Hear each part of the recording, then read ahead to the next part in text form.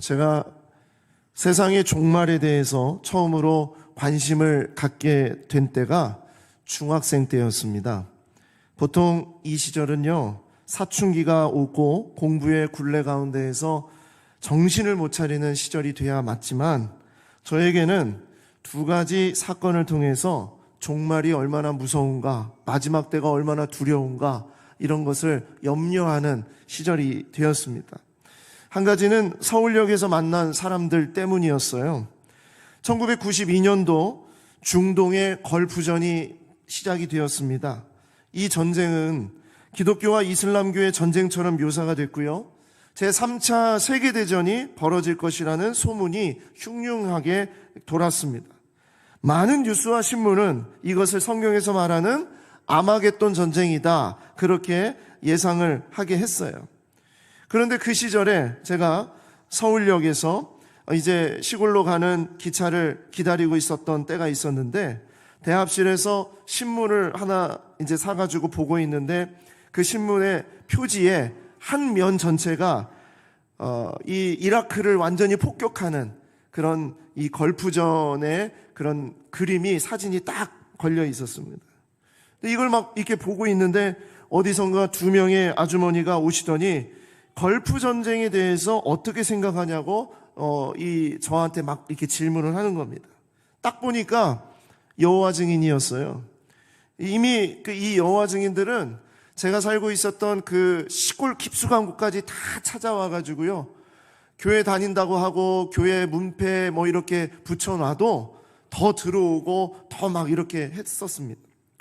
그래서 이제 알았죠. 그래서 저는 적대심을 갖고 제가 어떻게 해서든지 이 사람들 빨리 여기서 떠나게 해야 되겠다라는 생각을 하고 막 이것저것 다 얘기하고, 난 예수를 믿고 뭐 우리 아버지는 시골에서 목회를 하시고 뭐 막 그랬던 것 같아요.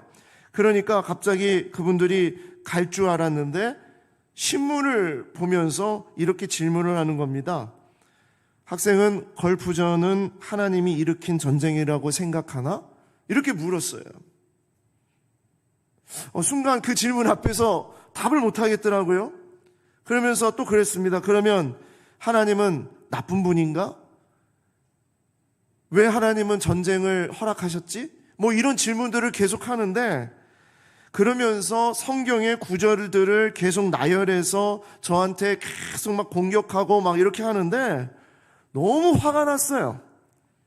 왜냐하면 아무 대답을 못 하겠더라고요. 그것도 종말에 대해서 얘기하는데 저는 그 자리에서 그냥 처참하게 KU패를 당했습니다.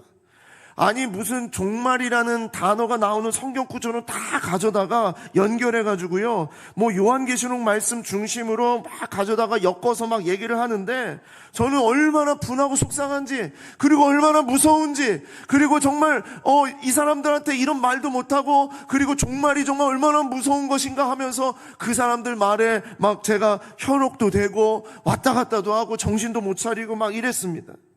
그렇게 해서 너무 속상함과 두려운 마음을 가지고 집으로 돌아와서 나는 이제 오늘부터 모든 공부를 다 때려치고 오직 성경만 보겠다라는 마음을 가지고, 그때부터 성경 속에 있는 종말에 대해 나오는 구절이랑 구절들은 다 밑줄을 그어가면서 읽고 또 읽고, 그래서 언제든지 내가 저런 공격을 당하고 종말에 대해서 물을 때 내가 대답할 준비를 이렇게 해야 되겠다, 그랬었어요. 그러다 보니까 막 어느 날은요, 잠을 자는데 꿈속에 막 천군 천사들이 마지막 날에 막 나팔을 불면서 주님이 임재하는 그런 장면들이 막 보이기 시작을 하고요, 공부하고는 완전히 담을 쌓고 온통 종말에 빠져서 그렇게 살면서 얼마나 성경을 파고 팠는지 모릅니다. 중학생 때 그랬다는 거예요. 비정상입니다. 혹시 이 이야기를 듣고 우리 아이도 좀 성경 좀 저렇게 봤으면 좋겠다 하시는 분이 있을지 모르겠는데, 비정상입니다. 공부할 때는 공부해야 되는 거예요. 그래서 정말 그런 사건을 통해서 제가 종말에 대해서 생각을 많이 했어요. 그 다음에 두 번째 사건이 있었는데, 이것은 중학교 때 만났던 수학 선생님 사건입니다. 그 수학 선생님의 별명이 서치라는 분이었어요. 본명을 말하면 혹시라도 제가 설교하는 것을 어디선가 들으실 수도 있을 것 같아서 별명을 말씀을 드리는데 서치라는 분이었어요. 이분은 독실한 기독교인이었습니다. 지금은 절대 말이 안 되는 이야기지만요, 그때는요 수업 시간에 선생님이 복음을 전할 수 있었습니다. 그런 선생님이 학교에서 내가 이렇게 교회를 다니는데 너희들 교회 갔으면 좋겠다 이런 얘기를 정말 마음껏 할 수 있는 그런 시대였어요. 근데 놀라운 게 뭐냐, 수업의 반 이상을 요한계시록 심판과 휴거와 부활에 대한 이야기를 하셨어요. 수학 선생님인데 수학은 안 하고 마지막 종말의 때가 이르면은 이렇게 될 것이라는 이야기를 가지고 그렇게 이야기를 했습니다. 근데 놀라운 게 뭐냐, 수학보다 그게 더 재미있었습니다. 학생들이요, 교회를 다니지 않는 학생들이 그 말에 빠져 들어가서 수업 시간만 되면 종말 이야기 해주세요, 휴거 이야기 해주세요, 666 이야기 해주세요, 14만 4천 명 이야기 해주세요. 그러면 선생님이 막 공부를 하다가 오케이 좋다 하고서 책을 딱 덮고 칠판에다가 요한계시록의 시작부터 끝까지 그림을 그려가면서 종말의 때는 이렇게 된다, 부활이 있을 것인데 그 가운데 휴거가 된다, 휴거될 때는 여러분 중에 옆에 친구가 사라질 수도 있다, 막 이러면 애들이 막 깔깔깔깔 웃기도 하고, 그러다가 그러나 반드시 지옥이 있다, 예수님 안 믿는 사람은 지옥 간다, 막 이러면서 뭐 겁도 주고 막 그러셨어요. 복음을 그걸 통해서 전하려고 했는데 휴거, 재림, 666, 14만 4천 명 등의 용어가 계속 나오게 되니까 사실 저한테는 너무너무나 두려웠습니다. 너무너무나 무서웠습니다. 그래서 나는 이 세상을 어떻게 살아가야 될까? 이제 주님이 곧 오실 텐데 내가 정말 이 두려운 세상을 어떻게 살아가야 되나, 이런 생각을 했단 말이죠. 왜 그랬냐면 그 당시에 우리 1990년도 그 초반에 이 나라에 정말 이 시한부 종말론자들로 인해서 한번 완전히 뒤집어졌던 그런 일이 있었기 때문입니다.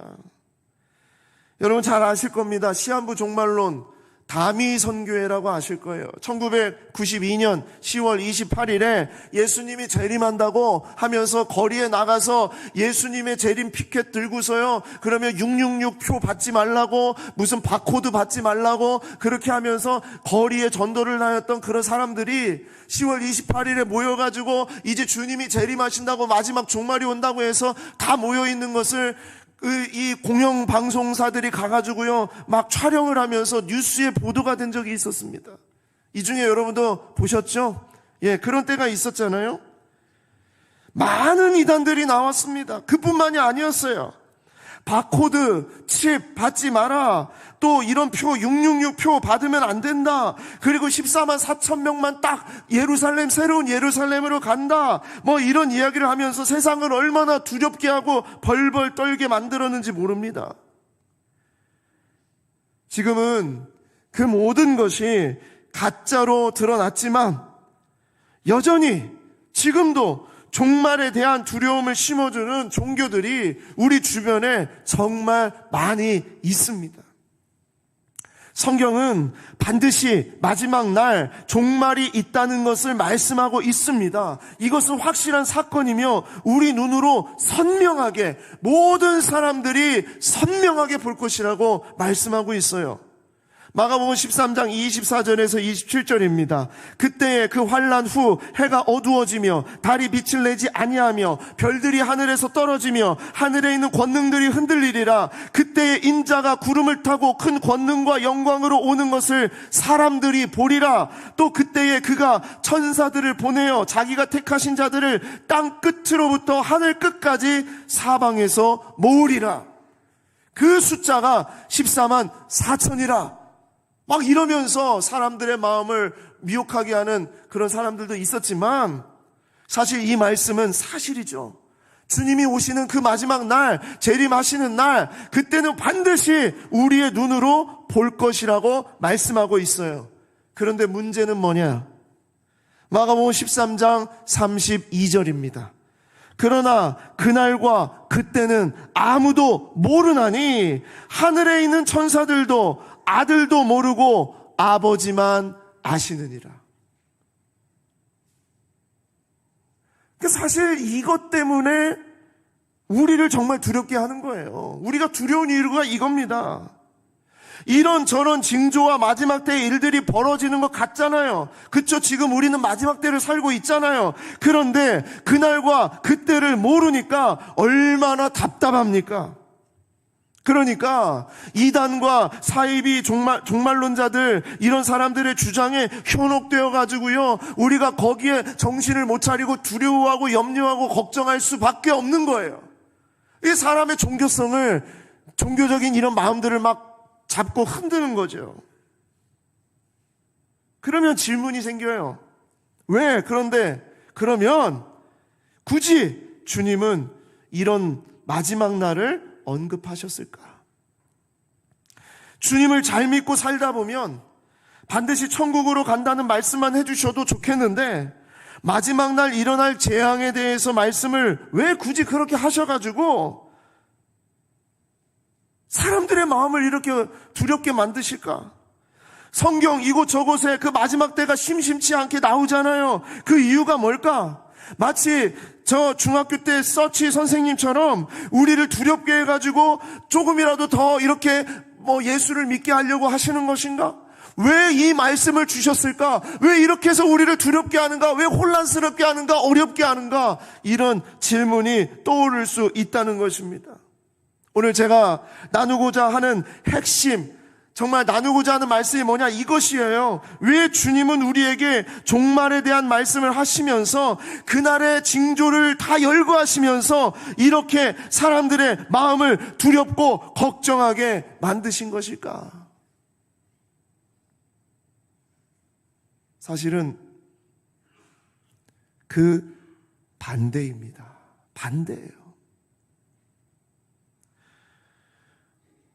우리를 두렵게 하기 위해서, 우리에게 염려를 주기 위해서, 어떻게 해서든지 우리를 무섭게 해서 정신 차리게 하기 위해서 하시려고 하신 것이 아니라 반대라고요. 오히려 인간의 종교성을 이용하여서 이런저런 거짓된 주장이나 어떤 껴맞추는 식의 종말론자들이 사실은 모두 다 가짜다라는 것을 알려주시기 위해서입니다. 그리고 그보다 더 중요한 것은 이 세상의 종말 때에 미혹이 많지만 미혹되지 않도록 하시는 주님의 특별한 보호하심이었다는 거예요. 이것을 정말 마지막 때를 살아가는 자들을 보호하시는 특별한 장치입니다. 시한부 종말론자처럼 두렵고 무서움에 떨면서 살지 말고 자유와 평강으로 종말론적인 삶을 앞으로 계속 주님이 오시는 그날까지 살 수 있도록 하시는 주님의 특별한 은혜라는 것, 주님의 말씀이라는 것을 우리가 붙잡아야 되는 것입니다. 제가 중학생 시절 보내고 성인이 되어서 성경을 제대로 배워가면서 바른 신학을 배우고 목회자의 길에 서면서 이제는 확실하게 알게 되었습니다. 종말에 대한 주님의 말씀은 이 시대의 그리스도인들에게 무섭게 하기 위함이 아니라 그들을 지키시고 보호하시고 그들에게 평안으로 이 삶을 살아갈 수 있도록 하시기 위해서 주신 말씀이라는 것.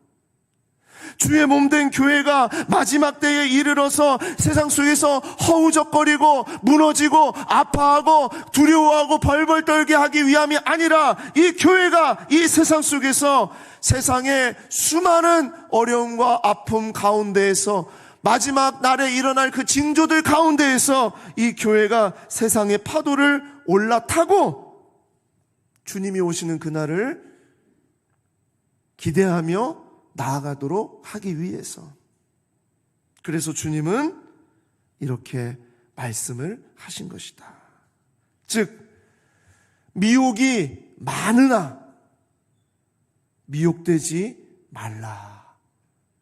이게 주님의 마음이에요. 오늘 본문은 예수님께서 제자들에게 가르쳐 주신 마지막 날 종말의 때에 일어날 일에 대한 말씀을 하고 계십니다. 근데 그 시작이 무엇이냐?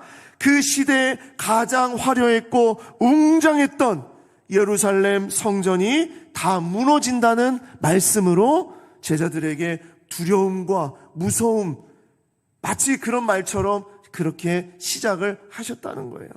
마가복음 13장 1, 2절 말씀 우리 같이 한번 읽어보겠습니다. 시작.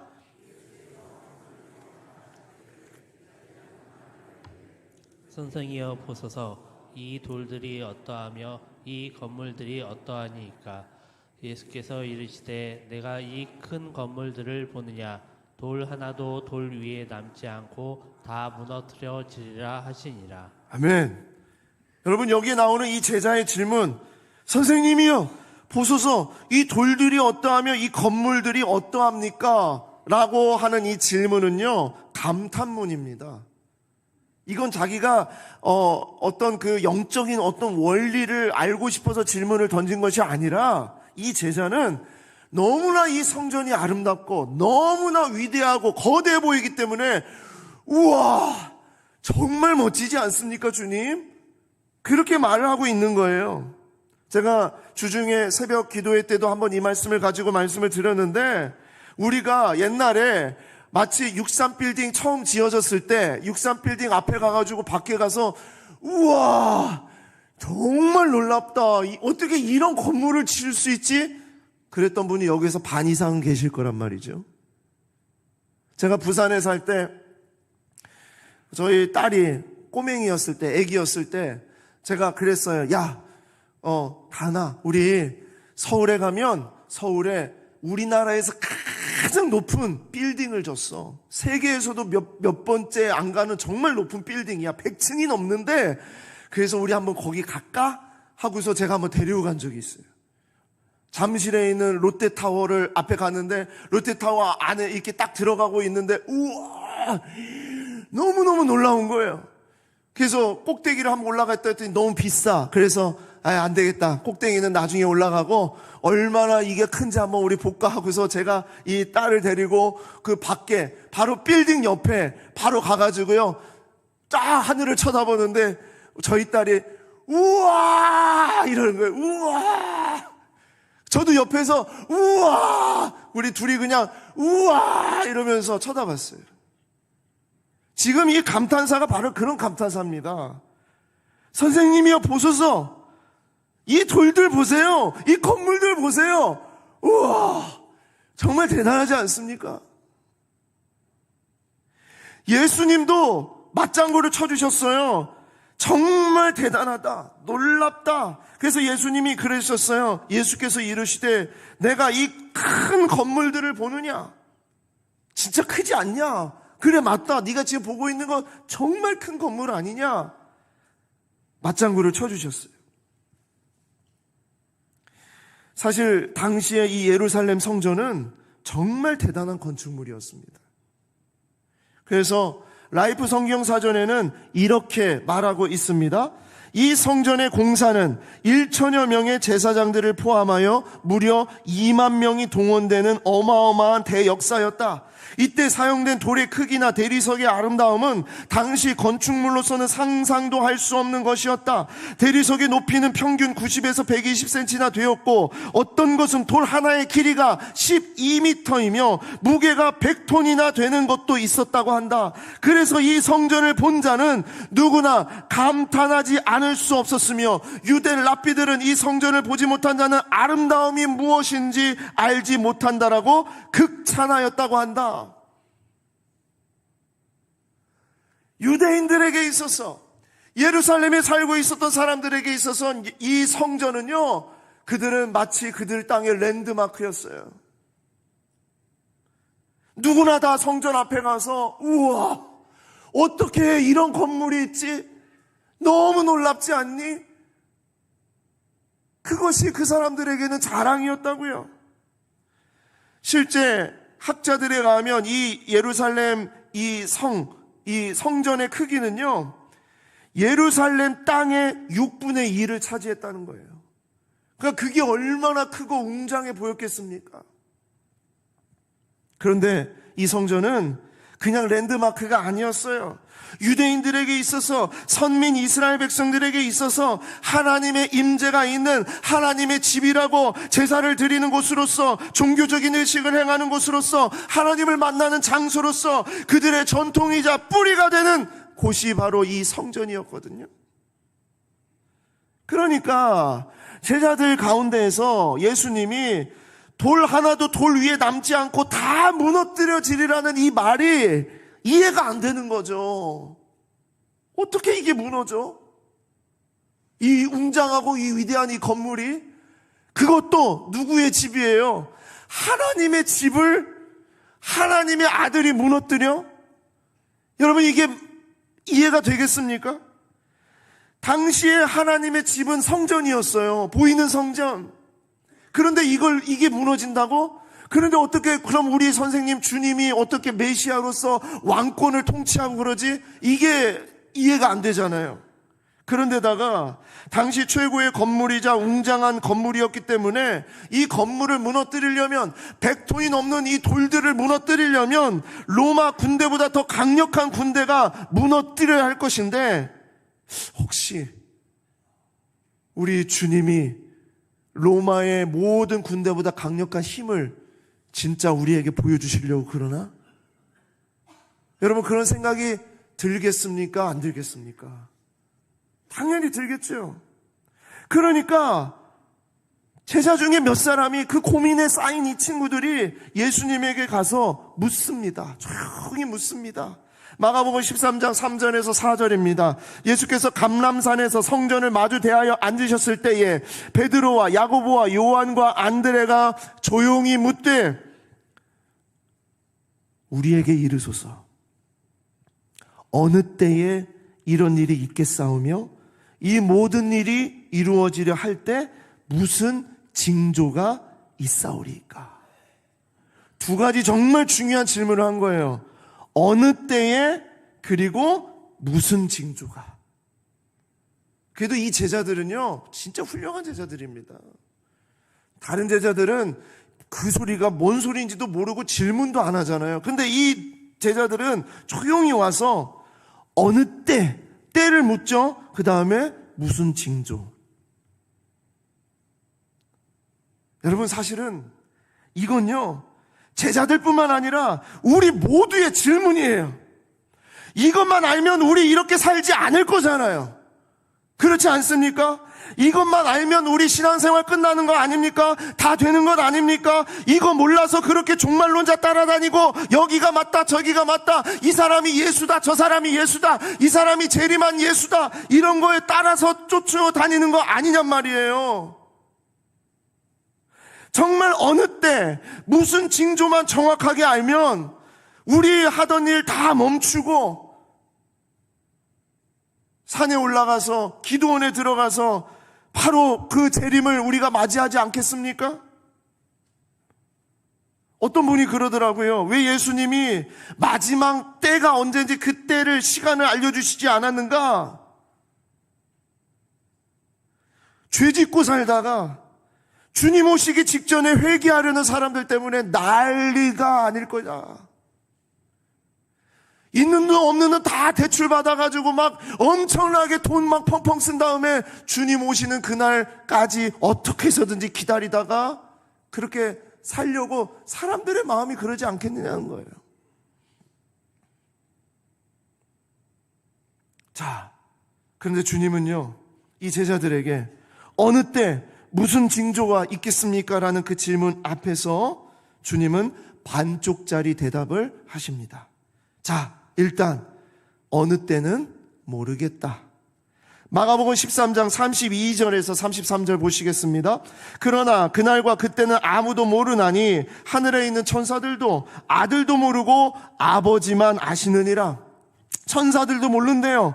그리고 아들인 예수님도 모른대요. 오직 하나님 아버지만 아신다는 거예요. 그러면서 33절입니다. 주의하라, 깨어있으라. 그때가 언제인지 알지 못함이라. 때는 모르시겠다는 거예요. 주님은 이것을 말씀해 주시지 않습니다. 만약 저는요 이 때를 만약에 주님이 언제라고 말씀해 주셨다면 여러분, 그러면 정말 모든 인간들은 정말 엄청난 정말 자기의 그 생각과 욕심과 욕망으로 허우적거리면서 살았을 거예요. 저는 하나님이 우리에게 이 때를 알려주시지 않은 것에 정말 감사합니다. 정말 우리가 그때를 바라보면서 그렇게 소망하면서 살아가는 것이 아니라 우리의 죄가 엄청나게 관영했을 거예요.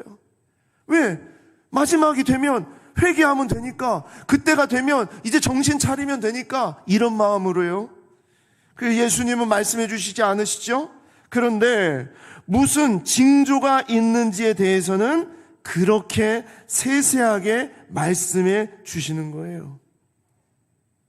이러다 보니까 사람들은요, 무슨 징조를 가져다가, 여러 징조들을 가져다가, 주님이 말씀하신 이 징조들을 가져다가 억지로 마지막 때를 추측하는 일이 생겨버린 겁니다. 1992년 10월 28일 날 주님이 오신다고 그렇게 만들어버리는 겁니다. 이렇게 축축하고 날짜 계산을 해보라고 주님이 이거 징조 알려주신 게 아니거든요.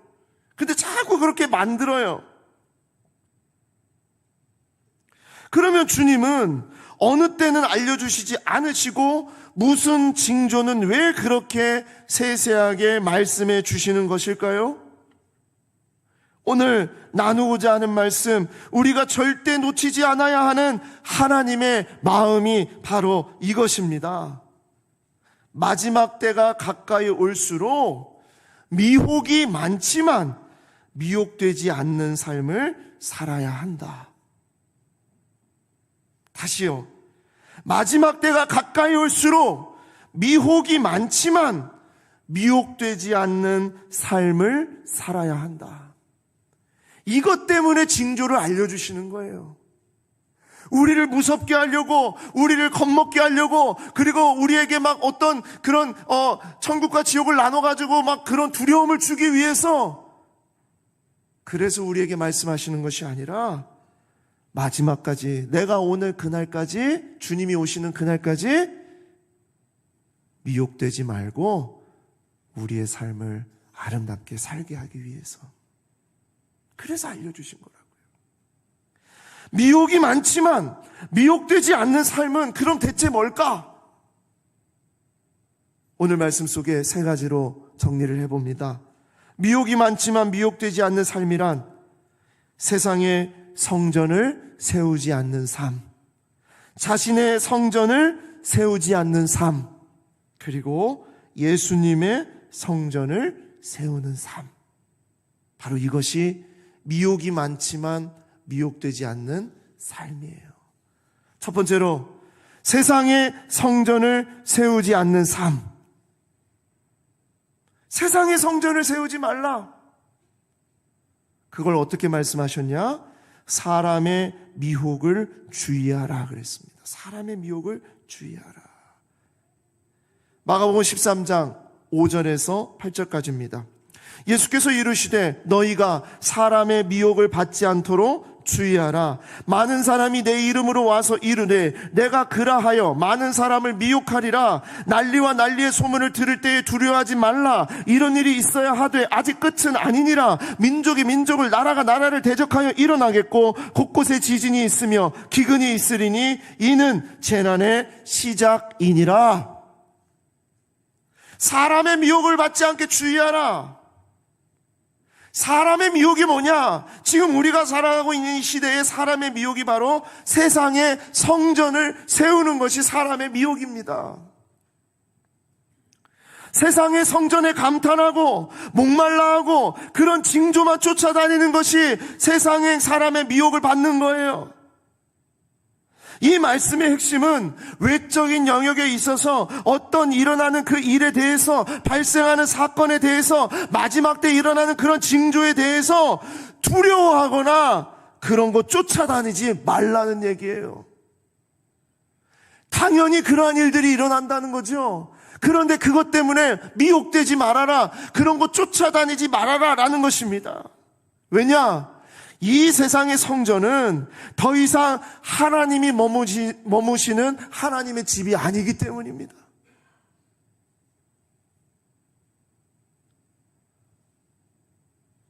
저는 녹번역에서 불광역을 지나갈 때마다 우리 교회 건물을 보면서 정말 너무나 자랑스럽고 뿌듯하고 행복해요. 야, 어떻게 이 동네에 이렇게 가고 싶은 교회, 걷고 싶은 교회를 만들었을까? 어떻게 이 앞에 이러한 놀이터를 이렇게 만들었을까? 우리가 만든 건 아니지만 그래도 어떻게 이렇게 만들어 주셨을까? 그리고 어떻게 이렇게 주변에 이렇게 정말 아름다운 집들을 세워주셨을까? 또 이렇게 공원을 만들고 주차장도 이렇게 쓸 수 있도록 만들어 주셨을까? 이야, 정말 대단하다, 아름답다 그러면서 지나가요. 하지만요, 여러분, 이 교회의 이 건물은 영원하지 않습니다. 절대로 영원해서도 안 되고 영원할 수도 없어요. 왜? 교회는 건물이 아니기 때문이죠. 많은 사람들이 나와가지고요, 자기가 예수라고 하고, 또 이곳이 좋다고 하고, 이런 성전이 좋다고 하고, 이런 곳에 이런 웅장한 이런 건물을 지었다고 하고, 성전은 이렇게 짓는 거라고 하면서 자랑하는 그런 데가 얼마나 많이 있습니까? 자기가 또 예수라고 하는 사람들, 난리와 소문들이 막 들리고요, 민족이 민족을, 나라가 나라를 대적하고, 곳곳에 지진이 일어나고, 기근이 일어나고, 지금 우리가 마지막 때를 살고 있다는 것을 다 우리는 느끼고 있지 않습니까? 그런데 뭐라고 말씀하세요? 이런 징조를 두려워 말고 쫓아다니지도 말라. 사람의 미혹을 받지 말라는 거예요. 가시적인 성전을 바라보지 말라는 거예요. 세상에서 말하고 있는 그런 성전 쫓아다니지 말라는 겁니다. 사람의 미혹에 대한 주님의 대답은 뭡니까? 오늘 말씀에 두려워하지 말라, 이런 일이 있어야 하되 끝은 아니니라. 두려워하지 말라는 거예요. 주님은 우리에게 이 말씀을 하시는 이유가 두렵고 걱정되고 염려해서 마지막 때를 그렇게 준비하라는 게 아니라 두려워하지 말라는 거예요. 마지막 때에 당연하게 일어나는 일이니까 그것으로 호들갑 떨지도 말고 염려하거나 걱정하지도 말라는 겁니다. 사람의 미혹에 휩쓸리는 사람은요, 세상에 자꾸 성전을 세우려고 해요. 가시적인 성전을 세우려고 해요. 사람들이 원하는 성전을 세우려고 합니다. 그것이 성전이라고 하고 그것이 하나님이라고 하고 거기에 미쳐서 막 정신을 못 차리면서 살아가는 그러한 사람들이 되지 말라는 거예요. 시내산 밑에서 모세가 내려오지 않으니까 시내산 밑에 있었던 이스라엘 백성들이 뭘 했습니까? 모세가 내려옴이 더디자 그들이 뭘 했다고 그랬어요? 그들이 우리의 리더, 우리를 인도할 리더가 내려오지 않으니까 두 번째 리더, 너 나와봐. 그래서 나왔더니 뭐라고 얘기합니까? 우리 지금 너무 두려워. 우리 너무 무서워. 우리 염려돼. 그러니까 우리를 인도한 그 하나님, 그를 좀 만들어 달라고. 여러분, 그게 인간의 마음이에요. 이게 종교성입니다. 뭔가 가시적인 것을 보아야, 뭔가 내 손에 잡혀야, 뭔가 그런 것을 만들어 놔야 안심이 되는 거예요. 그러니까 집에 부적을 붙여놓고 집에 무슨 뭘 해놓고 뭘 해야 그래도 안심이 되는 거예요. 그게 바로 세상에 성전을 짓는 겁니다. 그래서 그들이 금송아지를 만들어 놓고 뭐라고 얘기했습니까? 이것이 바로 애굽에서 우리를 인도한 우리의 신이다 그랬어요. 왜 그렇습니까? 그렇게 가시적인 성전을 만들어 놔야 안심이 되는 거예요.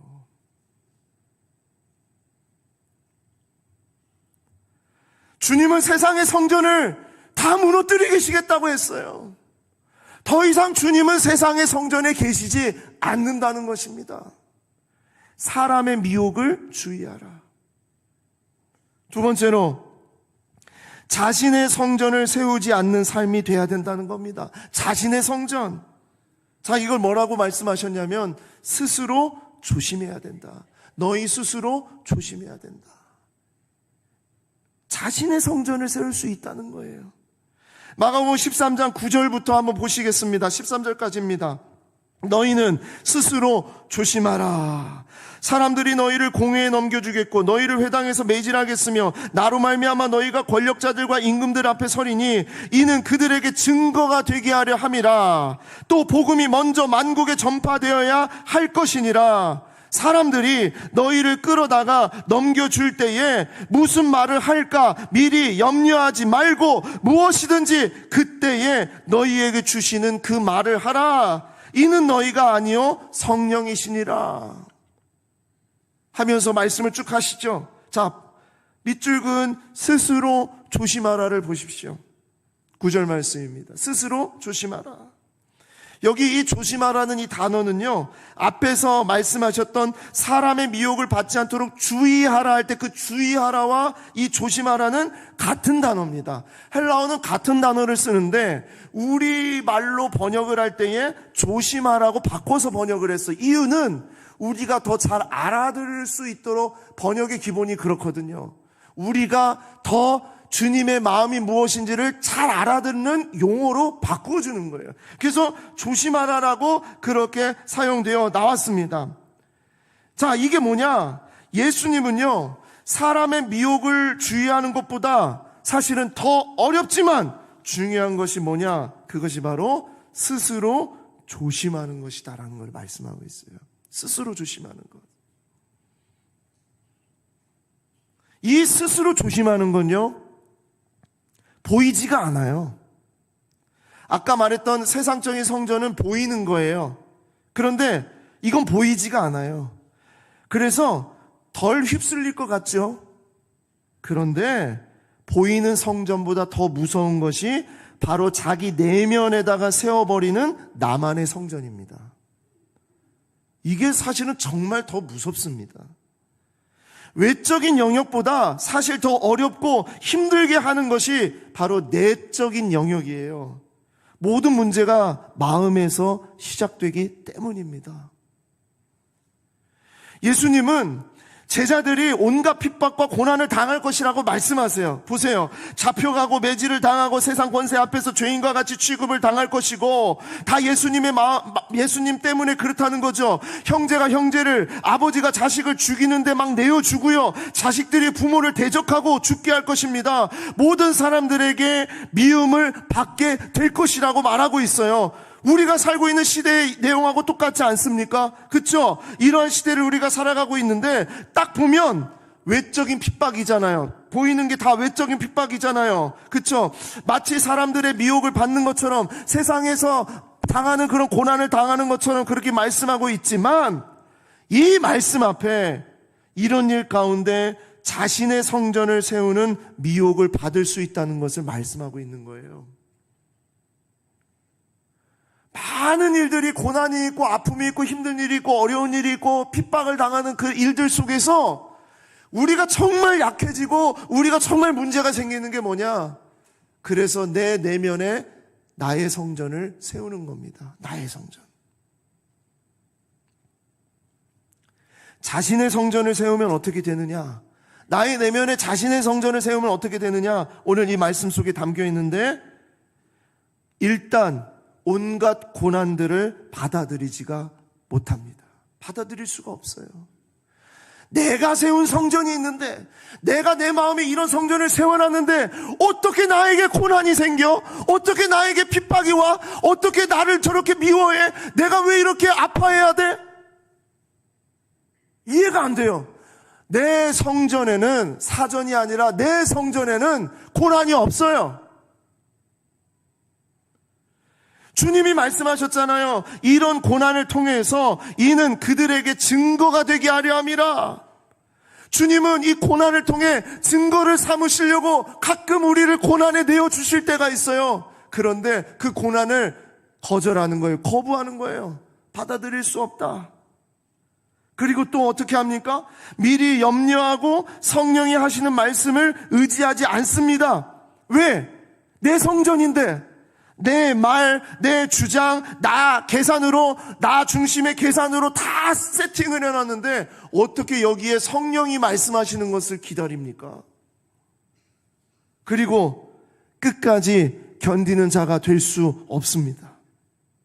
자신의 성전이 세워졌기 때문에 자기의 힘과 지식으로 모든 것을 다 해결하려고 하기 때문에 끝까지 견딜 수가 없어요. 견딜 수 있는 이유는 세 번째로 말씀을 나중에 드리겠지만 주께서 견디는 능력과 힘을 주시기 때문에 견디는 거예요. 그런데 내 마음에 내가 세운 성전이 버젓이 딱 세워져 있는데 여러분 그건요 주님을 막 자기가 쥐고 왔다 갔다 하게 하는 그런 성전입니다. 지난주 주일 말씀 기억나시죠? 우리 사형리에서 세 가지 종류의 사람이 있다라는 걸 말씀하시면서 그림을 보여드렸는데 바로 이 사람이 어떤 사람이냐? 육신에 속한 그리스도인입니다. 주님을 모셨어요. 주님을 내 마음속에 모셨어요. 주님을 믿는다고 말해요. 그러나 왕좌에는 내가 앉아서 주님을 다스리는 거예요. 주님 이거 해주세요. 주님 이거 안 해주시면 나 말 안 들을 거예요. 뭐 해주셔야 돼요? 주님을 마치 자기의 도깨비 방망이처럼 흔들기 위한, 이게 바로 육신에 속한 그리스도인이라는 거예요. 자신의 성전을 세우는 거 정말 무서운 일입니다. 우리는 정말 날마다 이 자신의 성전을 무너뜨리는 주님을 맞이하시기를 소망합니다. 마지막 세 번째, 그러면 우리는 어떤 삶이 되어야 되냐? 예수님의 성전을 세우는 삶입니다. 예수님의 성전을 세우는 삶. 자, 예수님의 성전을 세우는 삶이 어떤 삶이냐? 끝까지 견디는 자다. 끝까지 견디는 자. 자, 우리 주님이 가시적인 성전을 바라보면서 뭐라고 얘기하셨어요? 요한복음 2장 19절 말씀부터 한번 보시겠습니다.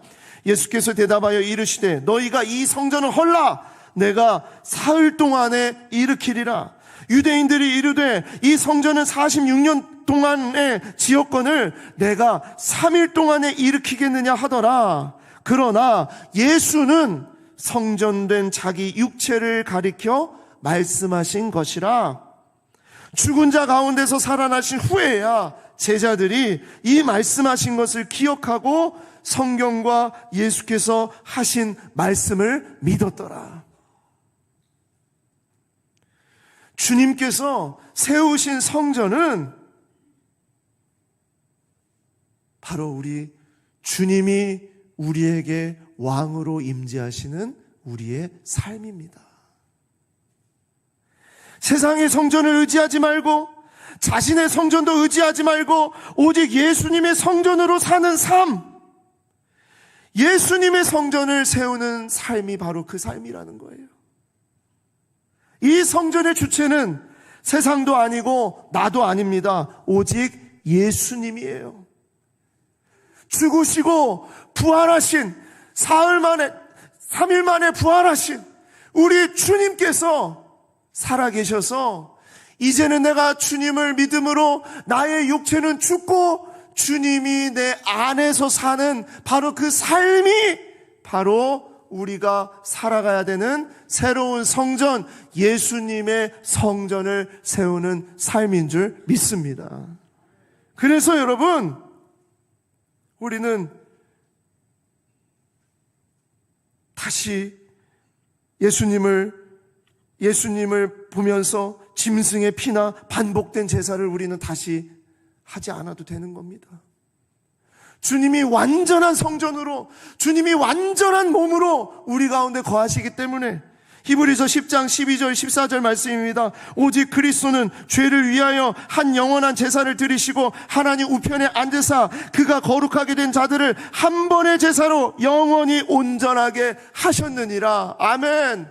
바로 이 주님이 우리 안에 살아계시고 주님의 몸이 우리 안에서 역사하시고 주님의 새로운 성전이 내 삶 속에 부어졌기 때문에, 그렇기 때문에 우리는 어떻게 하는 것이 주님의 성전을 세우는 것이냐?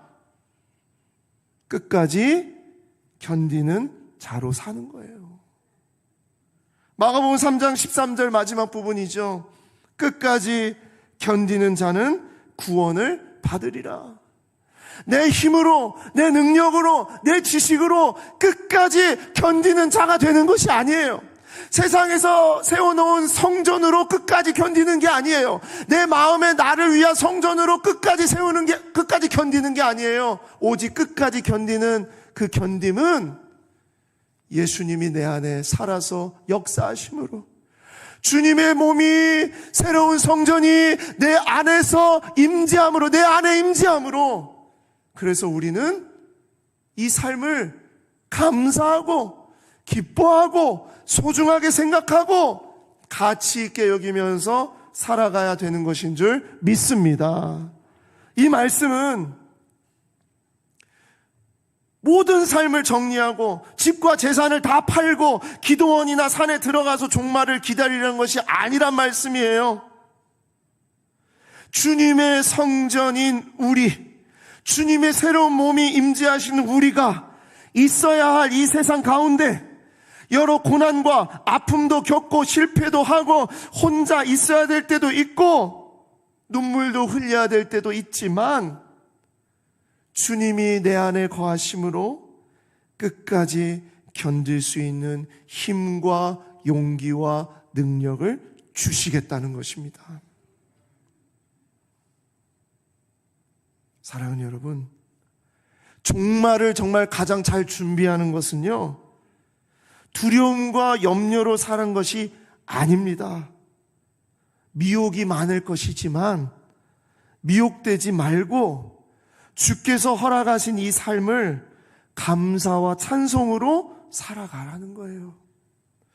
우리의 삶이 얼마나 가치가 있고 우리의 인생이 얼마나 아름다운 삶인지, 우리가 어떤 축복을 누리면서 살아가는 자들인지 그것을 까먹지 말고 괜히 이런 미혹 저런 미혹에 흔들려가지고 마지막 때에 내가 어떡하지 이러고 살지 말고 더 사랑하고 더 나눠주고 더 섬기고 더 축복하고 더 용서하고 더 손잡아주면서 우리에게 허락하신 이 세상에서의 삶을 기쁨으로 감사함으로 계속 살아가는 것. 때로는 고통도 있고 어려움도 있고 눈물도 있고 질병 때문에 아파하는 그런 시간이 있더라도 주님이 나에게 허락하신 이 삶을 기쁨으로 감사하면서 살아갈 것. 그래서 주님이 종말의 징조를 미리 우리에게 알려주신 겁니다.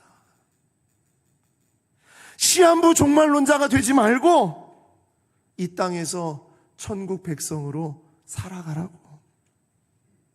마지막 때에는 그런 일들이 일어날 거라고. 그런데 염려하지 말라고. 내가 끝날까지 너와 함께 있을 거라고.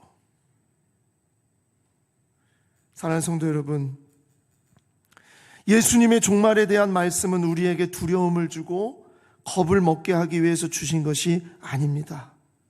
보이는 세상의 성전이나 마음속 나 자신을 위한 그런 성전, 그런 것은 모두 다 아무런 쓸모가 없다는 것을 말씀해 주시는 거예요.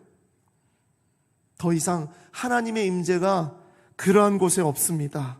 오직 하나님의 임재는 새로운 성전, 예수 그리스도의 부활하신 그 몸이 내 안에서 역사하는 바로 그 새로운 성전에 있는 것입니다.